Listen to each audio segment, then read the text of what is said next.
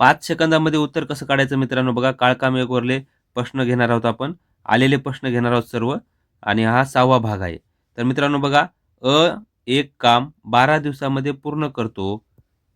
तेच काम पूर्ण करण्यासाठी ला 24 दिवस लागतात.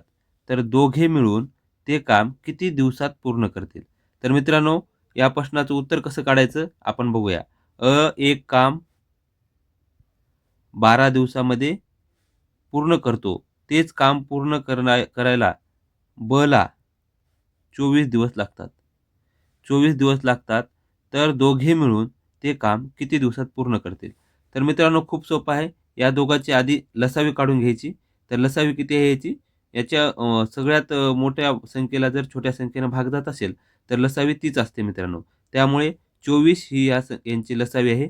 तर मित्रांनो बघा, या ठिकाणी 24ला 1 चा भाग जातो आणि 12ला 24चा 2 चा भाग जातो. तर मित्रांनो, एकूण वस्तू वस्तू 24 बनवायचे आहेत आणि 24 पैकी एका दिवसाला अ 2 वस्तू बनवतो, 1 वस्तू बनवतो आणि 24 दिवसामध्ये 24 वस्तू आणि हे एका दिवसाला 2 वस्तू बनवत असल्यामुळं 12 दिवसामध्ये 24 वस्तू बनवतो. तर मित्रांनो, आता बघा प्रश्नामध्ये काय म्हणलेलं आहे? दोघे मिळून ते काम किती दिवसामध्ये पूर्ण करतील? तर दोघं जण मिळून ते काम किती दिवसामध्ये पूर्ण करतील बघा.